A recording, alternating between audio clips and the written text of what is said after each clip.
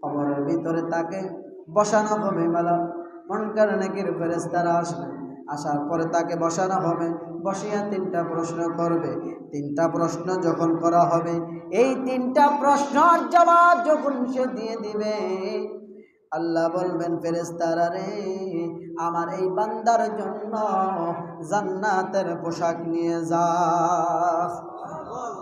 আমার এই বান্দাকে জান্নাতের পোশাক পরায় দাও, আর জান্নাত থেকে কবরের ভিতরে জান্নাতের বিছানা নিয়ে যাও, কবরের ভিতরে জান্নাতের বিছানা বিছায়া দাও, আর জান্নাতের দরজা আমার বান্দার জন্য খুলে দাও, জান্নাতের হাওয়াটা যেন আমার বান্দার কবরে ফুসতে থাকে।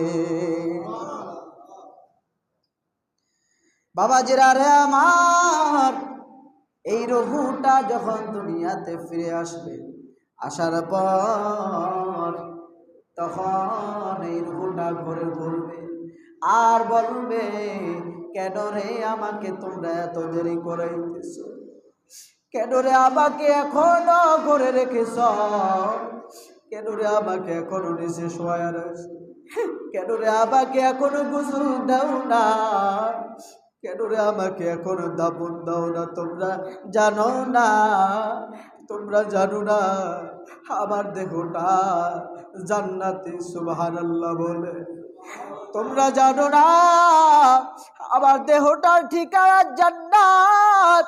তোমরা যদি আমার দেহটার খবর, জান্নাতের খবর জানতা, তাহলে দেরি করতো না, তাহলে তোমরা দেরি করতা না।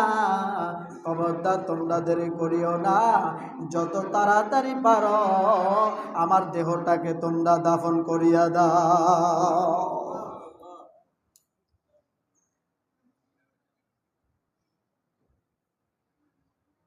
জন্য বাবাজিরা ভাইয়েরা, মৃত্যুর কথা আগে বলেছেন এই কারণে, বান্দা যেন চিন্তা করে যে আমার মৃত্যু হয়ে যাবে, তবে আমার মৃত্যুটা কেমন হবে গো? নেককার মৃত্যু যদি হয়, নেককার মৃত্যু হলে আমার কবরটা জান্নাতের বিছানা হবে, আমার গায়ে পোশাক দিবে জান্নাতের। বদকারের অবস্থা কি অবস্থা তাদের হবে, তাদের কি শাস্তি হবে, তাদের কিভাবে তাদেরকে তিরস্কার করবে, এই ব্যাপারে আল্লাহ যদি বাঁচায় আগামী জুমা আলোচনা করব। যেহেতু এখন সময় কম, তবে আজকাল থেকে আমরা শিক্ষা নিলাম, নেককার যদি হয় তাহলে তার মৃত্যুটা হবে নেককারের মতো। ফেরেশতা তাকে মারহাবা দিবে, যে আজরাইল আয়েশা তাকে মুতমাইন্না নফস, হে পবিত্র আত্মা বলবে। আর যদি সে বদকার হয়, সে কাফের হয়, তাহলে ফেরেশতারা তিরস্কার দেবে।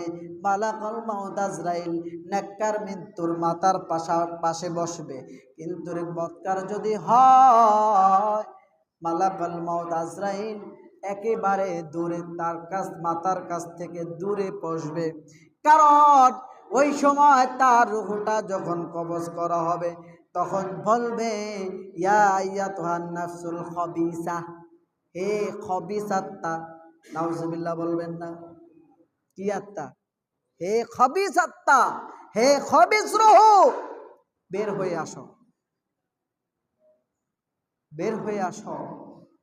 এইভাবে তিরস্কার করবে, আর করতে করতে কোথায় নিয়ে যাবে, তার ঠিকানা কোথায় হবে, ইনশাআল্লাহ আগামী জুমায় এই বিষয়ে আলোচনা করব। আল্লাহ যদি আমাদেরকে হায়াতে তাইয়্যিবা দান করে, বলি আমিন।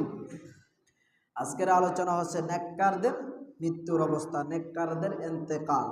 তাহলে সব সময় আল্লাহর কাছে দোয়া করবেন, আল্লাহ যখন তুমি আমাকে মৃত্যু দিবা, আমাকে নেককার মৃত্যু দান করিও। আমিন বলবেন না? কি মৃত্যু দান করো? নেককার মৃত্যু। খবরদার পাপিষ্ঠ বদকার মৃত্যু আমাকে দান করিও না, এবং পরিপূর্ণ মুসলমান হয়ে আমাকে তুমি কবর নিও তৌফিক দাও, এবং পরিপূর্ণ ইমানদার না বানিয়ে তুমি কি রইও না, কবরে ডাক দিও। আল্লাহ আমাদের প্রত্যেককে কবুল করুন, সকলে বলি আমিন। সম্মানিত হাজিরিন,